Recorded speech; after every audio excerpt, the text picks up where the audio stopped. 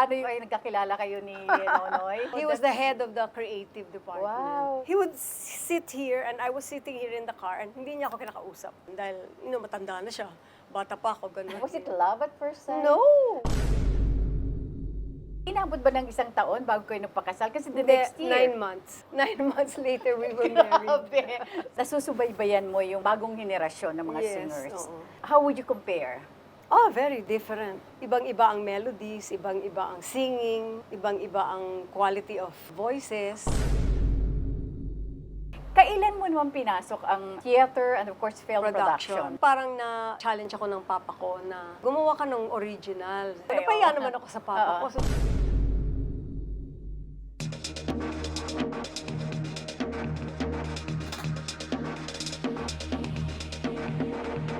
Magandang araw, Pilipinas, at sa ating mga kababayan sa ibang bansa. Welcome to Tictalk with Aster, Amoyo. Sa araw na ito, mga kaibigan, ay isa na naman pong special na personalidad ang ating makakakwentuhan, ang music icon. Kapag naririnig nyo ba ang awiting Mamang Sorbetero, sino ang naalaala nyo? Isa po siya sa founder ng organisasyon ng Pilipinong mang-aawit. OPM. She's not only an actress, she's not only a singer, but she's also theater and film producer. Mga kaibigan, ang nag-iisang Celeste Legaspi. salamat. Thank you. Kumusta ka na, Celeste? Mabuting mabuti. Anong Moy, salamat sa pag-imbita mo dito. Oh my God! Thank you naman. Baliktad! It should be my honor. My God, di mo lang alam kung gaano ko kasayan. Thank you so much to GR! At maraming salamat din kay Lorna for making this possible. Di ba? Anong pinagkakaabalahan mo ngayon? Alam mo ngayon, nakakatuwa kasi kasama ako sa isang grupo that is called OPM Friends. Yes. And ang ginagawa namin ay nagre-raise kami ng funds para sa mga OPM colleagues namin.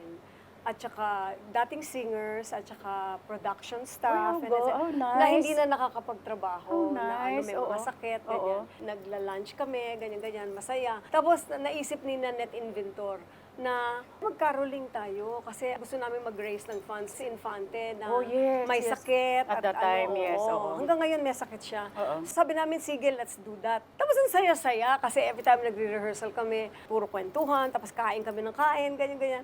Tapos at the same time, kanta kami ng kanta, ang saya-saya. Merong nag-imbita sa amin ng January, may nag-imbita sa amin ng February. So patuloy kami nakakatulong sa mga kasama naming dati. Sarap-sarap ng feeling. At saka, it's a good way to keep yourself young, na nakakasama ko pa rin yung mga kaibigan ko, and then nakakantahan kami ng kantahan, tapos nakakatulong pa kami sa iba. Nakakatuwa. Rehearsal kami ng rehearsal, tapos kung ano-ano kinakanta namin, syempre maraming OPM na songs, pero kumakanta rin kami ng mga 70s music, kasi noon kami talaga lahat nag-umpisa. So, nakakakanta ako ng mga kung ano-ano. Basta Yung mga- yung mga dating hindi ko kinakanta. Teka muna, yung mga tumatak sa'yo, hindi pwede Oo, mawala syempre. And the So, songs marami are? kami. Ako, si Mitch Valdez is kasama, si Yes, Nanette oo. Inventor, si Lia Navarro, Wow, oo. si Pinky Marquez, si Ding Mercado, si Pat Castillo, Oh my at saka God. si Mga Bose icons. Rudo. So, the singing Oo. is very, very solid. Okay. Kasi talagang lahat kami singers. So, tapos si Monet Silvestre, dati from the Oh, yes. Tax. Yes. Siya yung music director namin. Aside from that, we just showed our second film, And Song of the Fireflies. Congratulations! Ayan, we're very, very Oo, proud an of award-winning that. Yes. movie. Thank you, thank Diba? you. Now we're planning to be able to show it to schools and more. And we have very many big plans for that. And also, kasi nga you said, I'm a theater producer with our company, Culture Tain. Kami ni Girlie and my family and Rachel Alejandro. We're all there in Culture Tain. Marami kaming hinahanda for the future. More musicals. You know what, GR?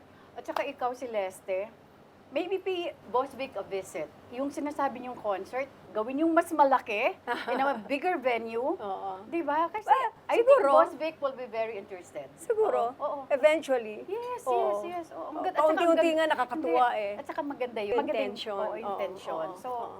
it should be done in a bigger... Talagang nakakatuwa kasi Yes, oo. nakatulong na kami kay Fritz, tapos at least 2 singers. Yung isa nga, meron na siyang Alzheimer's. Nakapagbigay kami ng funds para makalipat siya sa mas maayos na hospice na kung saan siya ngayon, di ba? Kasi noon, every time may maririnig kami na may sakit si ganito, may sakit si ganyan, nakakatulong kami, nakakabigay kami ng a little amount. Pero syempre, pag mas marami kaming working together, nagre-raise ng funds, mas natutulungan namin. Alam, nakakatuwa. Ito mga ganitong klaseng organisasyon. Hindi naman kami suportahan. organisasyon. No, I think Very ad hoc lang kami. hindi, na kahit sabihin pa nating informal na organisasyon, Oo. I mean, out of friends lang na binuo nyo, but it could be bigger. Yeah. Kung talagang marami pa ang sasali, Yeah, di ba? oo. Kaya nga, sabi ko, napaka-noble ng purpose, di ba? Thank you. Maraming makapatutulungan. At yun naman oo. dahil sa dati, nung 1987, 88, nagkasama-sama kami first time sa OPM, doon sa Organisasyon ng Pilipinong Mga Awit. That's how we got to know each other, and that's how we started to work with each other. Kaya nitong later on, nitong nag-umpisa yung pandemic, naisipan ko na magtayo ng parang messenger chat group. Yes. Na ang tawag ko ay OPM Tanders. Parang joke. Parang relate ako dyan, relate ako dyan. Parang joke. Tapos yung iba nga ayaw sumali. Sabi ko, ba't naman yan ang title? Tapos sabi ko, bakit totoo naman, di ba?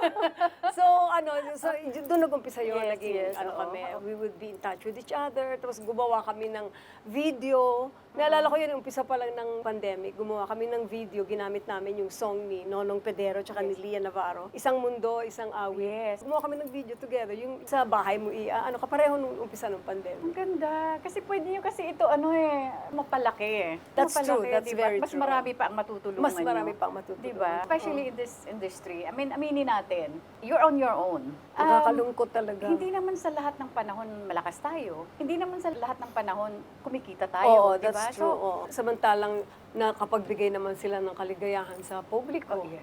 Nakagawa naman sila ng magagandang musika. Yes. Dapat lang magtulungan. Isa sa mga naalaala ko sa iyo, Celeste, of course, bago pa yung mga hits mo, nung naging part ka ng The Ambivalent Crowd. Remember, I think that's the first group na sinalinan mo, di ba? Oo, I was only 17 or 18. Kasi makilala rin yung makasama mo doon. Can you name some of Si them? Willie Cruz. Of course, the late Willie Cruz. Si Willie kasi ang nag-put up ng Ambivalent I Crowd. see. Nagkilala kami kasi I was in St. Paul College of Manila. And then I was doing with Father James Reuter. They put up Showboat and I was playing Magnolia, yung lead. First play mo ba yun? First big musical, musical, on oo. stage sa St. Paul College, Manila. Wala Right. pang aircon noon. Wala. Walang mic. Wala talaga. Pero orchestra, symphonic orchestra. yes, oo. Tapos si Oscar Yatco yung nagko-conduct. Wow. And si Robert Arevalo yung aking kapartner. Basta big time si Father Yes, Reuter, right, syempre. right. Kinuha ni Father Reuter ang Ateneo Glee Club to be the chorus na male. And si Willie was the head of the Ateneo Glee Club. Tapos nandun ang St. Paul College Glee Club para yun ang female chorus. And that's how I met Willie. That's how he first heard me, ganun. After the showboat na, tapos na siguro a year later, he called me up and he asked me kung gusto kong maging part ng a singing group that he was putting up para kumanta sa mga wedding.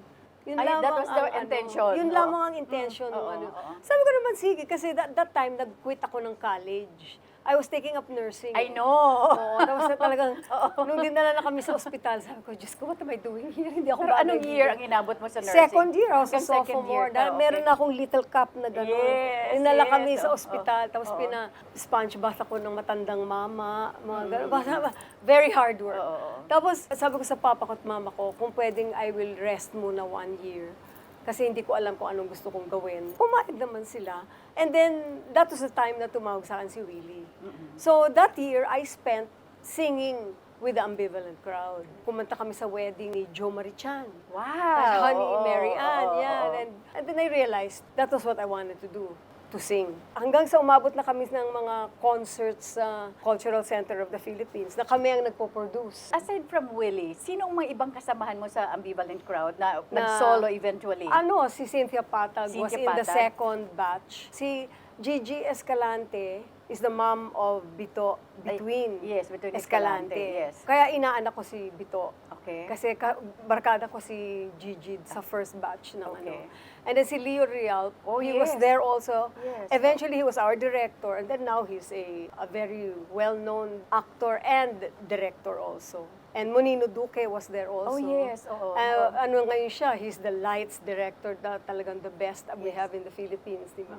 Then the Ryan Cayabyab was the second music director. After the Willie. After Willie. After Willie. Yeah, nung nag-ano na si Willie sa recording Imagine mo, studios. lahat kayo, when you went solo, lahat kayo talaga nagkaroon ng sarili-sarili niyong mga pangalan. Oo naman. I think you left Ambivalent Crowd. Hindi ka nagtagal dun eh. Ambivalent Crowd? Nagtagal ka ba doon? Oo, from the time I was 17, 18 to the time I got married. In 1972, that's when you left Ambivalent Crowd. Kasi I was pregnant and I was married na. Yeah. We put up a band. We were singing sa Wells Fargo. Up from Down Under band. Oh, wow. Ba't ganun ang pangalan? Ewan ko. Hindi ko rin naman tinanong. Up and I think kasi yung nag-put up, si Berg Villapando, he grew up in Australia. Or something like that. Kaya ganun ang ano niya. Yun, doon ako hindi nagtagal. Kasi mga 3 buwan lang ako. And then Emil Mijares asked me to join the Time Machine band. Time Machine. Doon kayo nagkasama ni Didi Reyes. Sa Time Machine, Time yes. Machine. At saka si Anthony Castello. At saka si Anthony Castello, yes. Si Didi, talagang, ang ganda-ganda niya. Ang lakas-lakas ng sex appeal ni Didi. Nung ano kasi pinag-audition ako ni Emil eh. Ako, si Jackie Magno, at saka si Didi Reyes. Yes. Si Jackie, sexy rin. Cute-cute din niya. Naka-midrib siyang ganyan. Tapos si Didi, talagang ang sexy nilang dalawa. Ako, feeling ko talagang wala akong pakialam. Nakasalamin lang ako. Parang pambahay lang yung suot ko. Wala akong makeup. Simple ka lang Wala talaga akong ever talaga. since. Basta gusto ko lang kumanta. Yes. Akong inano ni Emil at saka si Didi. Yun ang umpisa pa lang ni Didi talaga. Ang mga tinitira namin nun, mga Touch Me in the Morning. Wow, mga Diana Ross. Oo, di ba? At saka mga Gladys Knight and Gladys the and the Pips. Pips. Ganyan, oo. Saya, ang saya-saya. Tapos ang mga musicians, puro all the session musicians at the time. Kasi yung alam ko, ang Ambivalent Crowd, we signed you up at Vicor eh. Oh, yeah, that's diba? true. Naging artist ko kayo sa Vicor eh, di ba? Naalala ko yon pag magre-recording kami, si Willie, papatayuin niya ako malayo sa grupo. Kasi pag katabi ko sila, lumalabas yung boses ko, mas malakas ang boses ko kaysa sa kanila. So doon ako kung baga nandito sila, nandito ako sa labas sa ganyan. Para blending yung ano. Wala pa naman kasi yung mga ano ngayon, di ba? Oo, yung daming ano eh, daming makina ang hirap-hirap eh, di ba? i-mix yung boses ko with them. I remember, we did a Christmas album. I think nakatatlo kaming album. Oo, actually. When I was still with At Ambivalent Crowd. napaka-in-demand ng Ambivalent Crowd at that time. Nakasabay pa nyo dun ang Apo, even the Yeah. circus band. Oo, Di ba? oo, Circus oo, band. oo. Pero kami yung corny. Yes, Yung yes. circus band, yung groovy. Yes. Kahit nga sina Juan de la Cruz Band. Oo. rock. Oo. Rock naman. Magkakaiba Pero naman. later on pa yun, Yes. di ba? Nung 70s din nag-sign yun. up na yung No, Ambivalent 70s pa rin Crowd. yun. Early 70s pa rin, Early di ba? 70s or mid-70s. Kasi ang ginagawa namin nun, covers eh. Yes, yes. Nalala ko covers, Yes, I hindi know. originals. Even your first album, di ba? Oh, yeah. di ba, puro Translations covers. Yes. by oo. Rolando Tillo. Kanya may kwento naman, Celeste. Usually kasi bata pa, minsan mga 3 years old pa lang, talagang kumakanta na. Yung childhood mo. Ang first memories ko talaga na ang hilig-hilig ko mag-acting sa harap ng salamin. Natural lang talaga. It's the most natural thing. Tapos nung sa school, I was in St. Paul College, Quezon City. I don't know kung paano na-discover nung mga teachers, mga sisters, na I could sing. Pinapupunta ako sa mga classrooms para kumanta. Punta naman ako, kanta naman ako. Elementary to high school. Elementary, grade pa lang 2, po. ganyan. Oo. So siguro I was 8 or 7.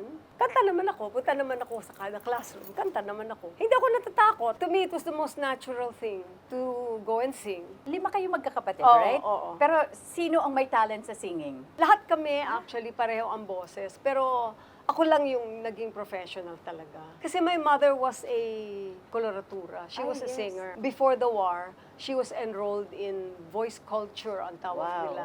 We got our voice from my mother. But of course, your dad, Is- sino makakalimot sa tatay mo? Celeste Legaspi. Oo. Oh, Of course, national artist. Oo, for di ba? graphic arts, Oh, yes. For yes, painting, yes, yeah. yes. I guess I took after my mother. Pero I never heard my mother sing. Kasi, hindi siya kumakanta sa bahay. By the time we were growing up in Horseshoe Drive, she was a businesswoman na. So, hindi na siya kumakanta. So, I don't know kung anong boses niya. At hindi siya naging professional Hindi singer. siya naging professional. Oo. Before the war, when she was a teenager, she would go to Manila from Cavite City to take voice lessons every week. Ganun ang buhay niya. It was about music. You know. That's why it was natural for me, I guess, to become a ano. So nagmamanifest na talaga ang pagiging singer mo early on. Yeah, di apparently. ba? Elementary ka pa lang, di ba? Tapos naalala ko noon minsan, I went to a children's party. Tapos may singing contest. Nanalo ko. Naalala ko, I arrived sa bahay, I was shouting to my mama, Mama, nanalo ko, ganyan. Kasi nanalo ko singing contest. I don't even remember what I sang. I don't remember what was the prize. All I know was that, nanalo ako. Sabi ko ganun sa akin. I was just always, it's the nuns dun sa St. Paul College. Siyempre, Either oo. in Quezon City or in Manila. Yes. Na they would put me in situations na I'm performing. Up to now, hindi ko alam kung paano nila alam yun. Siguro pinapakanta nila lahat ng mga bata and then lumilitaw yung boses ko, kaya ganoon. And very sa St. Paul College, both Quezon City and Manila, sa performing arts. Yes. Very encouraging. Right. Kaya I was in the right school also. And that was only because nakatira kami sa Horseshoe, malapit yung St. Paul College, Quezon City. Kailan mo naman pinasok ang teatro? Also in St. Paul College, Quezon City, na-experience ko na maging artista on stage. And may opereta, pinutap yung mga madre. May mga songs. Pero ang naging bida yung klasiko na blonde. Kaya naging bida siya. So, ang ginawa ko, minemorize ko lahat nung buong play, minemorize ko. Wow. Para, Hirap nun, baka ah. madapa siya ako ng bida. Ganun. Ano ka sa kanya? Parang Lead, second alternate. Hindi naman. Nobody knew na alam ko yung buong play. Gusto ko alam ko yung buong play. Pero it's not like anybody said, mag-aaral ka ng ganito. Wala. It was just so natural to me. Yung yung going from one classroom to the other, hindi ako ninenervyos. Hindi ko na-realize So, malakas na ang loob mo? it was just very natural to me.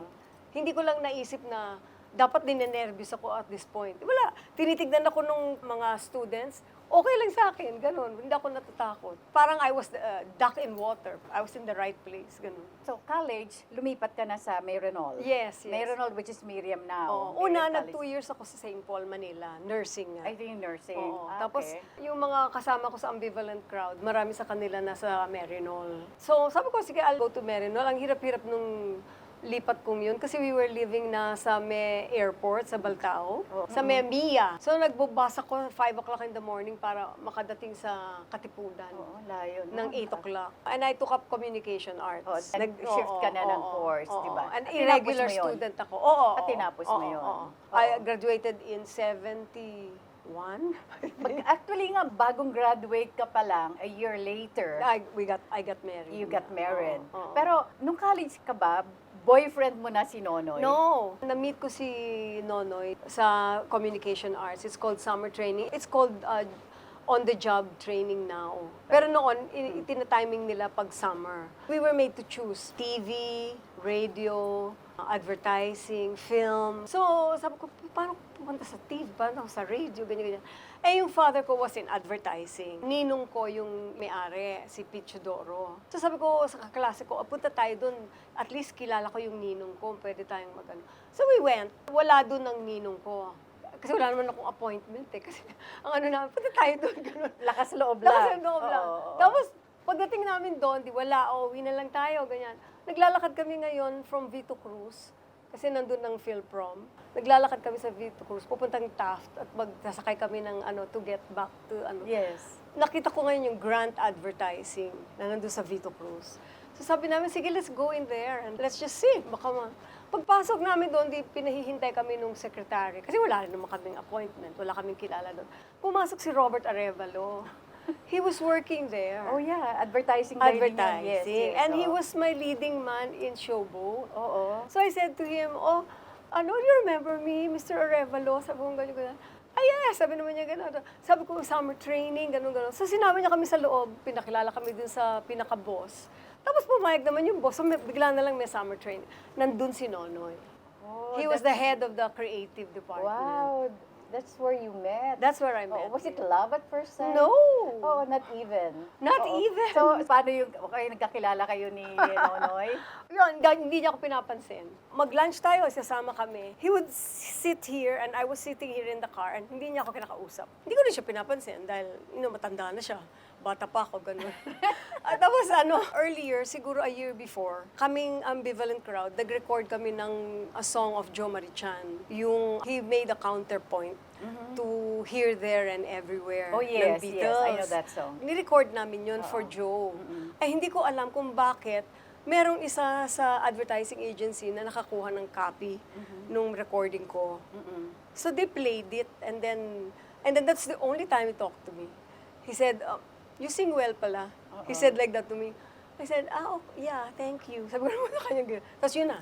Hindi niya ako pinansin na naman, gano'n. After maybe a month, he came into our room, my friend and I, and then he was saying goodbye. Nag-OJT na kayo at this time? We were able to work with him na. Okay, He taught us how to make copy, ganyan-ganyan. And then he came to the room and he said, I'm saying goodbye kasi I'm moving to another agency. Sabi niya gano'n. So sabi ko naman, okay. Tapos umalis na siya. Tapos parang ako nalungkot, ganyan. But I don't know why. The next year, we were graduated already and we were going to put up a concert ng ambivalent crowd. Naghahanap kami ng sponsorship. So nagpunta kami sa advertising agencies na alam Yeah, namin. usually ganun ang ginagawa. Di ba? Yes, So yes, nagpunta kami sa Grant Advertising kasi doon ako on-the-job training. Sabi nung may-ari, pumunta rin kayo sa Pacifica Publicity Bureau. Kasi nandun yung isang AE na nakatrabaho namin doon sa Grant. Sige, punta kami. Pagpunta ko doon, wala na naman yung kakausapin ko. Pag aalis na ako, nandito bigla si Nonoy. Wow. Kasi he just came out of the creative department. Nagkagulatan kayo At noon. that moment, na aalis na ako. Di ba? So nagkagulatan kayong dalawa? Oo. And then he offered me na a job after that. Palagi na niya akong kinakausap after that. So it was really, we were meant for each other, I guess. Nonoy was how old? He's 10 years older 10 than me. years older than you. Yeah. Okay. So this time, parang... 32 na siya noon, Oo, and I was 22. 22. Oo. This time, sobra na siyang naging attentive sa'yo. Oo. Tapos you were already going out on dates. Kinda. Una friend kami. Parang inabot ba ng isang taon bago kayo nagpakasal? Kasi the Hindi, next year. 9 months. 9 months later, we were married. Grabe. So 9 months. And you were so young. I was 22. Karamihan ng mga babae Oo, ngayon. matanda they na marry bago late, matulog. diba? Mag-marry. They marry That's late, true, oh. that's But true. that time, 22 was so young. Yeah, but diba? 22 was about normal Yeah, time that 21, year. 2020. Oo, Basta oo, 20, oo. sumampa ka na ng 20s. Okay Kailangan na, mag-asawa diba? ka na, Mag-asawa diba? na, yes. Oo, in the 70s, true. And of course, ang ganda ng love story niyong dalawa. Oo, it was diba? meant to be. And of course, nagpakasal kayo, this was 1972. 72. Tapos martial law. Nagpakasal March kayo. kami pinakasal. March, I was 1972. pregnant already by August. Okay. Tapos na-declare yung martial law. Siyempre, yung tatlo mong mga anak, right? 2 girls and boy. 1 boy, yeah. And 1 boy. Meron ka ng isang apo. Yes. Okay. Who's also into music. Actually, all my children are into music. Oh, wow. But it's my apo who's really into music. He's playing the guitar every day. He Really, sings also. No. Ayaw niya kumanta. Musician lang talagang gusto Pero ko magaling ng na magaling siya, nakakatuwa siya. Talaga? Favorite niya Nirvana, yung mga ganun. Tapos, galing-galing niya talaga. Oo. Ang ingay lang. Kasi syempre, play siya ng gitara Oo. daw. Sabi nga nila, it runs in the blood. Wow. Diba? Music is in your blood. Hindi yan pwedeng mawala. Oo. Maybe. From your mom down to... Actually, yung mga into instruments is in my husband's side of the family. Sila, they can pick up a guitar or the piano and nakakatugtog sila kaagad. Sa side ko, kami kailangan mag-aral ng mga instruments. Your husband is an advertising guy. Yes, Pero yes. at the same time, he's a composer. Yes. At Hobby lang niya yung to make lyrics. When he composes, it's all in his head. Parang si Jo Marichan. So when he composed Tuliro, it was all in his head. When he composed Saranggola ni Pepe, he doesn't write notes. He didn't write songs for other artists. There was a time na he was doing that. Ikaw lang talaga Pero eh. ako lang talaga yung Oo, nag-record. yes. He composed one for Guy, for a movie of Nora. Sabi niya hindi siya nabayaran. Yan ang kwento niya sa akin.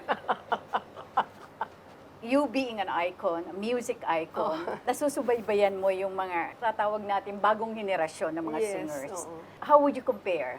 Oh, very different. Ibang-iba ang melodies, ibang-iba ang singing, ibang-iba ang quality of voices. Pero very interesting pa rin. Noon kasi parang may mga types. Merong mga types ni Rico J, may mga types ni Basil, ganun. Tapos yung mga grupo. Ngayon, you cannot distinguish, or you cannot say type siya, ganito, ganyan.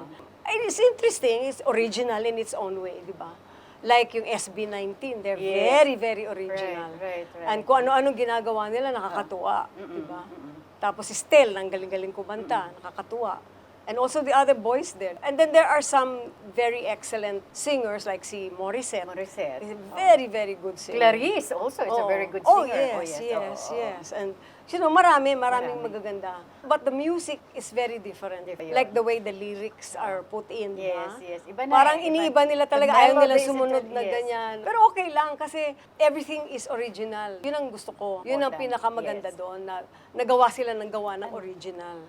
Napakaganda. Unknown to many, isa ka sa nag-organisa ng OPM. You became the president. Yes, Right? yes. The First president. Founding president. Founding ako. president. Oo. Paano mo ito binuo at anong pumasok sa isip mo para buuin ito? Ano yan, right after 1986, yung people power. Ang feeling namin, powerful kami, matapang, we were very happy. A group of singers yan, kakasama kami ng Apo, ako. Tapos sabi ni Danny Javier sa akin, magbuo tayo ng organization, sabi ni Danny.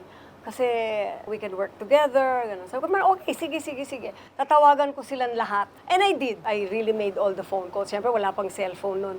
That was 87. Meron kaming grupo ng siguro at first 40, 50.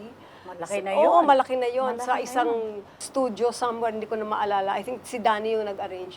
Nag-meeting kami doon. Tapos ang sabi namin, mag-meeting tayo para mag-put up tayo ng board. And let's invite others. Hindi lang tayo, hindi lang yung mga kilala at that time. Ganun. So sabi namin, sige, nag-ano kami ng mga press releases, ganun. Tapos siguro after 3 weeks or something, 200 na yung dumating. Maraming mga singers na hindi naman nakaka-record, ganyan. Basta singers sila. So na-realize namin na maraming singers na Filipino na hindi lang tayo. Parang unheard. Oo, Diba? hindi lang tayo. At gagaling nila. Nag-election kami right there. Nag-elect ng board. Kailangan mag-register sa SEC. Kailangan merong papeles and everything. We just went ahead and we did it. Ang legit talaga. Oo. Unang-una nga, hirap na hirap kami mag-board meeting eh. Kasi puro artista, hindi marunong sumunod ng agenda. Right. Ang gulo-gulo. Parating late. Palaging late, palaging dadaldalan. Kailangan mo palaging pastulin. They elected me president. So kailangan i-ano ko yung board meeting. Tapos ang daming sa umpisa lang nandoon, tapos wala na. Ganun. Pero we managed our first fundraising. We called it Awit a la carte. Lahat ng mga members namin magpe-perform as waiters. Oh, yeah. And then also may show, Saan may ang concert. venue nito? Sa Manila Hotel. Oh, wow. Sa Manila Hotel. Yun ang Okay. first fundraising Ang effort galing. namin. Dumating si President Cory. Wow. Oo. Tapos si Gary V, si Martin, waiter sila. Tapos sasayaw sila. Sila Verdi Vargas, sila si Regine, batang-bata pa. Ganun. We had workshops in Makiling to talk about our craft. Ikaw yung first and longest president. Hindi. I was president for maybe 3 years. Okay. Tapos si Jim was president for 1 year. Jim Paredes. Tapos si Mitch was Ay, president yeah, for a right. Si long, Mitch long Valdez. time. So, ngayon si Ogie na. Si Ogie. Hindi na rin ako active masyado. Iba na yung mga singers ngayon eh. Right now, I am involved in the PRSPH, Performers' Rights Collection Society of the Philippines. It's about our remuneration rights. So I'm involved in that. I'm the vice president. President si Mitch Okay. Valdez. Si Leo Martinez is the chair. And Joel Torre is with us and Mel Villena. Okay. And we're working with Actor, association nila Ding Dong at saka nila Isa Calzado. Right. And si Mel Villena is with the AMP band. So a lot of musicians kasama din namin. A lot of people are not even aware of this. Kasi hindi naman namin kailangan Pero sayang, kailangan din nyo ipaalam, di ba? Oo, Kasi pero ang pinapaalam namin is that there is such a thing as remuneration rights. Yes, na may yes. mga rights ang mga artists, Of ang mga course, performers of to course, collect of pagka course. pinapalabas uli yung mga ginawa namin. Parang it's a step forward for me. Ang advocacy ko naman ngayon are the rights of the artists. Yun, noon kasi, noon nag-umpisa yung OPM, it's like to improve our craft, it's to have camaraderie among ourselves. It worked naman. We have that. That's why we're able to put together itong ginagawa namin ngayon na fundraising. Kasi nagkaroon na kami ng pagkakasama in the 70s and 80s. For me, this is a step forward na kailangan ang intellectual property rights ng mga artists, mga performers, ay naitataguyod by way of performance. Yeah, kasi kung wala, parang protection to eh. Protection Yes, nyo oo. as artists. May pagka one-sided, di ba? Oh, definitely. Minsan, if it's on the producer side, pagdating sa mga artists, you're supposed to get your royalties Pero how often Do you get royalties? Oo, and at the same time, nakukuha nyo ba ito talaga? Ano Di ba? naman ang intellectual property Yes. rights, very recently lang yan naging international awareness for it. That music is not free. Yes. And kailangan mayroong royalties ang mga authors. Mabuti nga yung mga composers ngayon, mas protektado with Right. PhilSCA. Pero now it's also the artists na dapat merong ganun. Kailan mo naman pinasok ang theater and of course film production? From 1983 to 1987, I was doing solo concerts every year. Una sa mga hotel, tapos sa CCP, tapos sa Folk Arts Theater, tapos sa CCP uli. Parang tinamad na ako kasi every year yun ang ginagawa ko. At tapos parang na-challenge ako ng papa ko na gumawa ka ng original. Bakit ka gumagawa ng mga covers? Dapat original ang ginagawa mo. Kasi syempre siya, palaging original. Every time gumagawa siya, original yung ginagawa niya. oo. So, napaya Artist naman din ako. kasi ang tatay mo eh. Napaya Oo. naman ako sa papa ko. So sabi ko, oo nga, ano, ganyan-ganyan. Si Girlie na ang manager ko noon. We had an opportunity na si Nestor Torre brought us something he had written about Katie de la Cruz, si Mami Kate. And sabi ko, oh, this is what I want to do. Sabi ko kay Girlie. Kasi si Nestor had come, who wanted to find out if I would want to play the role of Mami Kate. And then I said, no, the one na ang magaling dyan would be Mitch. Sabi ko, si Mitch ang bagay dyan. Producer na lang ako dyan. Ganun. Pumayag naman si Nestor. And then we asked Mitch. And then, together we raised funds. We sent Joey Reyes to interview Mami Kate, who was already retired in In San the States. Francisco. Yes, right. And then it became so successful. Nagkaroon pa ng hit song, yung Minsan ang Minahalay Ako. I think I was able to watch one, I think CCP? Yeah, kasi right. from Yeah. Rizal Theater, Yeah, napanood ko. we opened in Rizal Theater November of 1987. Then we moved to CCP, March Napanood ko yun. 1988. Inuwi namin si Mami Kate for that, kakanta siya sa dulo. Nung November, naka-red gown siya. Kasi ano daw niya yon, autumn outfit. May fur pa siyang ganyan. Pagdating nung March, may bago siya, white naman. Kasi summer outfit naman daw niya yun. Si Ernest Santiago ang nagbihis sa kanya. oo. Kasi mahal na mahal ni Ernest si Mami Kate. Kasi nung bata siya, kinupkup siya ni Mami Kate. Yan. So, Nagkaroon ito ng rerun. yeah, not sila too long Isay ago. at saka si Kayo pa rin ang Robert. producer nito? Hindi. We allowed them to use our material. That's when sumika si Aisel. That's one of our dreams in the future is to put up Katie again. And naghihintay lang ako na makakita ng tamang performer to be Katie. After Katie, we did several musicals na. Yung second one was about Kenkoy. Kenkoy loves Rusing. Si Jano Gibbs ang Kenkoy, si Regine ang Yes. Rusing. So, lahat ng kanta ni Rusing, ang taas-taas ng, wala ngayong makakanta dahil it was written for Regine. Kailangan mataas na mataas ang mga ano. And then, the third was Alikabok. Oh yes. Which was right. Oo. inspired by... It was also a hit. Yes, musical. si Rachel ang aming bida. Yes. And it was inspired by the Juan Luna painting, the La Bulaqueña. And then was Larawan. We were doing Alikabok in the Music Museum. Tapos, I had a conversation with the Leo's our director, and he was saying, Portrait would be a wonderful musical. He was saying like that. And then I was agreeing with him. And then sabi ko, dapat si Rolando Tino ang susulat niyan in Tagalog para ano. Yes. Hindi nakakahiya kay Nick Joaquin, di ba? Ganon. Yes. Tama-tama naman, si Nick Joaquin, kaibigan ng father ko. When they were younger, they traveled in Europe together. So they were great pals. Nakaano rin ako kay Nick Joaquin. Nakapasok din ako kay Nick. And si Rolando Tino, I was already, gumagawa na ako ng mga plays with Rolando much earlier. Yung mga covers mo, remember? Yung mga translation. Translation. And also before, gumawa siya ng komedya to open the Little Theater. At ako yung kinuha niyang, kasi may background ako sa komedya sa Moro-Moro. Right. So that's how I got to meet Rolando din naman. Tama-tama naman kasi si Nick Joaquin pala would not allow anybody else to translate Portrait kung hindi si Rolando. So tama-tama yung kombinasyon. And then, we got Ryan to compose the music. So we had our Grabe. first run in Mga iconics. We had our first run in 1996 Right. sa CCP Big Theater. And then si Rolando namatay 10 days bago kami nag-open. He had a heart attack. Pero na-supervise niya yung pag-recording ng soundtrack. Na-record muna namin yun Sunday and then Monday namatay siya. Parang hinintay lang niya yun. Parang narinig niya lahat. Yes. And then he died. We ran it 1996, ako si Candida, Si Jaja ang si Paula, si Ricky Davao ang Tony Javier, si Haji Alejandro ang Don Perico, ganyan. And then, we did it again the next year. Tapos, we did other things na. By 2013, si Girlie had this idea of turning Larawan into a film. And I was telling her na, we don't know how to make films.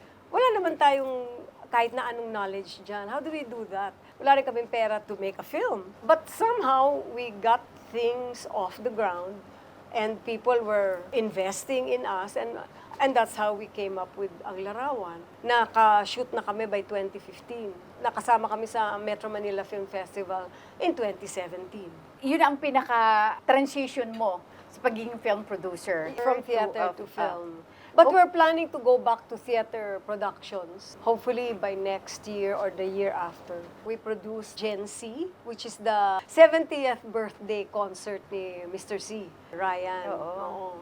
Mga kaibigan, ang hindi na nyo alam, isa rin po siyang movie actress. You did several. Yes. Actually, more sa pelikula, more than TV. Noon na noon pa, I would do things with Lino. I would do Balintatao. Oh my God. yes, I don't know if yes. anybody Right, remembers of course, Balintatao. of course. Pero ano yun, memorable moment sa akin ng Balintatao kasi I got to work with really, really good actors like Rita Gomez and Lolita Rodriguez and Mario O'Hara. Marami akong nakilala because of Balintatao. Kasi usually, nagmamarka ka as a singer. But people didn't know na you were also into theater. And eventually, pinasok mo ang mainstream, pumasok ka sa pelikula, pinasok mo rin ang television. Ang hindi ko makakalimutan, syempre, you did a movie with the former president. Ay, Mamang Sorbetero, yeah. No? Yan kasi nagmamarka kasi sa masa. Because of the song, kilalang-kilala yung song. President na ba at that time si Era? Hindi pa, mayor pa. Mayor pa lang siya ng San Juan. Nag-shooting kami sa mga squatters sa San Juan. Noon lang ako nakapasok sa mga squatters. Iba talaga yung experience. Yes. Although pinalinis nilang mabuti, pero talagang there's a certain... Pero it really added to the film. At saka you're there talaga eh. Right, Iba talaga yung ano. Ang ganda-ganda the way they put together the film. At saka masang-masa yung Oo. pelikula, di ba? Pangmasa talaga yung pelikula, di ba? Na yung babaeng mayaman, nakapag-asawa ng Mamang Sorbetero, di ba? Di ba? Tapos sa dulo nun, may baby pa na medyo kamukha ko. Ginawan talaga ng storya yung kanta mo, di ba? Tapos si Sikat na sikat si at that Vic time. Soto doon, ano pa eh, one of my suitors. Na medyo retarded. Before that, I did Stardom, na si Lino Broca Lino ang Broca director, yun, with oo. Walter Navarro. Walter Navarro. The late Walter Yeah, Navarro. the late Walter Oo, Navarro. oo. Ang ano ko doon is asawa ako ni Mario O'Hara, na kapatid ni Walter Navarro, na inaapi siya ng nanay niya. And then after that, I did Sa Kabila ng Lahat, which is also Lino Broca. Ang papel ko naman doon, Grabe ka, may yung Lino Broca movies Oo, ka. I Even was the really... Balintatao was Oo, sikat already, na sikat yan before. with Lino. oo. Kaya ang ano ko with Lino, was malalim. Sa kabila ng lahat, asawa naman ako ng mayor. Ang mayor, si Ronaldo Valdez. Meron siyang girlfriend, si Dina Bonneville, na aawayin ko, pupunta ako sa beauty parlor, na babalian ko siya ng tubig na ganyan, tapos mumurahin ko siya. Sasampalin ko siya, mga ganun talaga. Very nice scenes. And the most recent kung saan ka napanood, of course, the hit teleserye. Can't Buy Me Love. Me Love. Ang diba? role ko doon, very unusual. Ano ko, Chinese. Yes. Chinese Filipino. Lola, di ba? Oo, lola na, auntie, Oh, achi, auntie pala, oo. achi na inchik.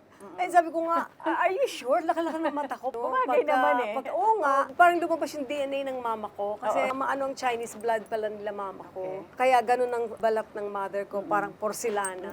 Because of the Chinese blood that runs in their family. Binawasan yung makeup ko, tapos wala akong halos, lumabas yung character, which is talagang, and then ang gulat ko, a lot of people like the character.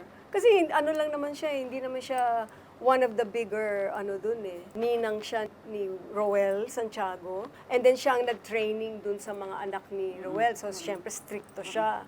Pinagagalitan niya si Maris at saka si Belle, ganun. I had many scenes na stricto and Gustong-gusto ng mga tao yun, nakakatuwa. Kaya nga, imagine mo nakatrabaho mo sila. Oo, anong una nga, I was saying na si Nova Villa lang yung may edad doon sa cast na yun. So, sabi ko, at least nandiyan si Nova. Wala naman kami eksena together. Nagkikita lang kami nung nag-reading ng script, gano'n. So hindi ko siya nakasama, whatever, in any scene. So palaging kasama ko yung mga bata. Ang na-discover ko is, ang gagaling nila, they're very responsible, they're very committed, They're never late, and they know their lines, and they're all very good. Lahat sila preparado. Lahat sila dumarating sa set. preparado. Oo, Ayun ang oo. iniisip ko nga, nako, papunta ako sa shooting, tapos mamaya, absent si ganito or late si ganyan. But nobody was ever late.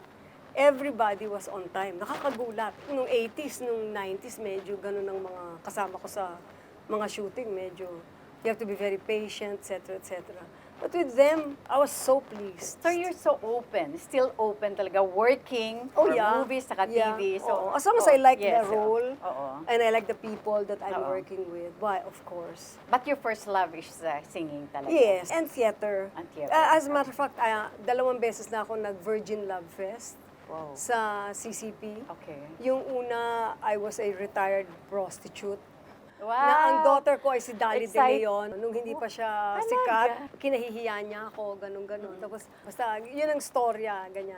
Tapos yung second play ko naman with them, kasama ko sila Edna Vida, sila Nonoy Froilan. Ano kami, trans. Doon sa, especially sa Virgin Love Fest, na kung ano-anong klaseng role pwede mong magawa. So, very challenging, very exciting siya. Yes. Hindi ka, marami kang matututunan. So, ganun. Sino si Celeste sa likod ng camera? Always striving for excellence. We embrace dun sa aming company, ang Culture Tain. Ang gusto namin, lahat ng ginagawa namin is excellent. Excellent ang story, excellent ang crafting, excellent ang mounting, at saka nakaka-inspire sa mga taong makakapanood nito. Kasi kung hindi rin lang ganun, wag na namin gawin. We put in a lot of effort to be able to create these things. So, we are aiming for excellence. At the same time, I'm very, very happy with the music na God has given me. I didn't know nung ginawa ni Nonoy yung Saranggola ni Pepe, and then ginawa ni Jo Marichan yung Mamang Sorbetero. It changed your life. It changed my life. And then, na-discover ko pa yung Gaano Ko Ikaw Kamahal by Hernani Cuenco. And then, there's Tuliro pa. And minsan ang minahalay ako, napakagandang mga musika. And marami pang iba. Oo, marami pang iba. At sa akin yun, biniyaya ng Diyos. So, ako'y nagpapasalamat for that. I mean, alam ko na yun ay blessing. I try to be worthy of every time I perform them. Every time nakikita ko, may mga batang nagsasabi sa akin na mahal nila yung Gaano Ko Ikaw Kamahal, o gustong-gusto nila yung Mamang Sorbetero. The happiness in my heart, it's overflowing.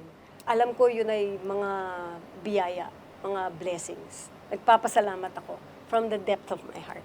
At Thank ito you yung very mga much. legacy na iiwanan mo. Oh, yes, Diba? yes. I didn't even know when I started to sing them, when I first read the lyrics. I didn't know na aabot hanggang 2025. Imagine, 1970. These are timeless. 7 ko ata nirecord yung Timeless mga songs. yun. Yeah. Thank you, thank you. Oo, hindi mawawala. And for the next generation, to give life to those songs. Oh, thank Diba? you, thank you. Celeste, kung i-rewind ang buhay mo, anong gusto mong balikan? Maybe when we got married ni Nonoy, 1972.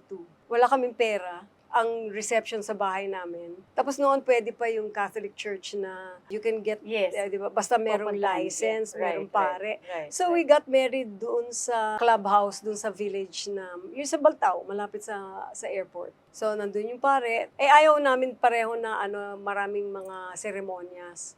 Gusto namin simple lang.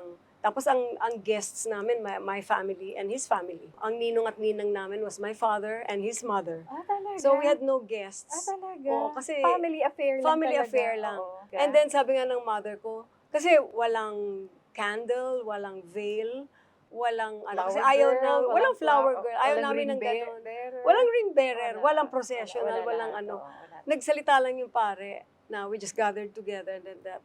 And then the priest said, are you willing to be faithful to each other and to love each other? And ganyan-ganyan. And we said yes.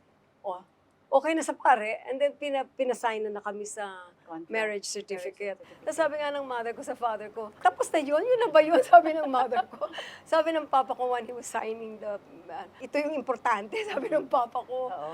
I think I wanna go back there just to watch it. Kasi I think it was Wala pang mga cameras, no? Wala. pang mga video As a matter of coverages. fact, I don't have any photograph. Oh my God. Because my brother volunteered, sabi niya, ako nang kukuha ng pictures. So yung pala hindi nakakabit yung Oh films. my na- God.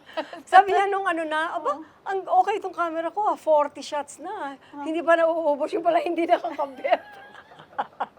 Wala akong photographs of that wedding. Wow. And then, Oh nung my God, wedding the most anniversary important, namin, oh. nung 25th, nobody remembered to take a photograph either.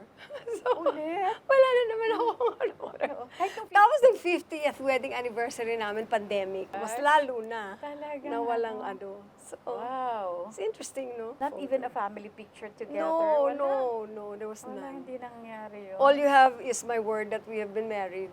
And I have 3 children and 1 apo. Pero that's the most important. At saka at the Yes. same time, buo ang pamilya. Yes. Yan ang pinaka-importante. Yes, of course. Oo. Going 53. Yes, 53 na. Mensahe mo sa iyong husbandry, Nonoy Sa Gallardo. husband ko.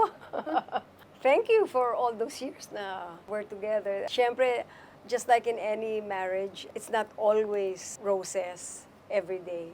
It's a lot of hard work. Marriage is a lot of hard work. I am very blessed. And so are you. So, thank you for all those 53 years. And 3 children and 1 apo. Thank you. Yung mensahe mo sa mga anak mo muna. Sa anak ko, mga anak ko. Well, the future is yours. And try your best and we'll be always watching out over you guys wherever we will be. Hopefully in heaven. Sana maalagaan ninyo yung mga talents na naibigay sa inyo through sa amin at saka yung mga lolo't lola ninyo. Very precious yun. Your message to everyone. Maraming salamat that I am considered ay mang-aawit dito sa Pilipinas. A country na napakaraming magagaling umawit. At ang musika ay napaka-espesyal na I am considered a singer here in the Philippines. Hindi ko mapagwari what I did to deserve it, but I will always try to be worthy of it.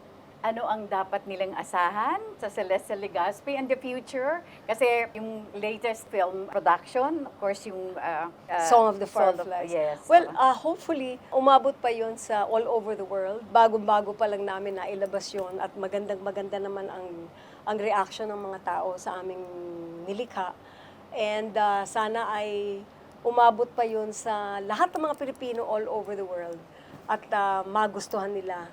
At ang inspirasyon na galing dun sa pelikulang yon ay umabot sa mas marami pang mga Pilipino and kahit hindi mga Pilipino. Ang musika ay talagang, it goes beyond race, it goes beyond nations. It's really for the heart. At yun ang aming pelikulang yun, yung Song of the Fireflies, para sa puso talaga.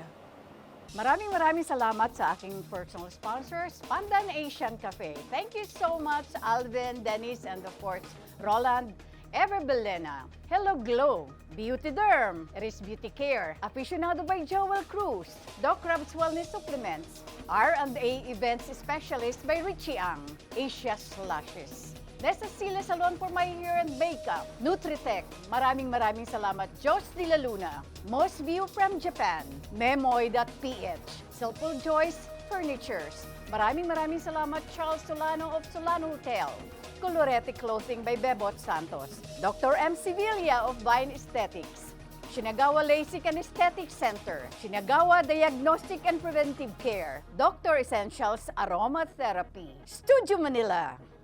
And with that, maraming salamat, salamat Celeste, din, for this Aster. opportunity for sharing your life story thank you, sa thank aming you. lahat. Salamat. Maraming salamat, GR.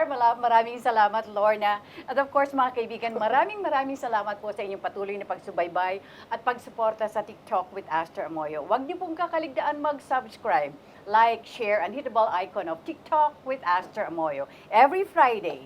Hanggang sa muli, mga kaibigan, dito lamang po sa TikTok with Aster Amoyo. Bye for now, and God bless us all.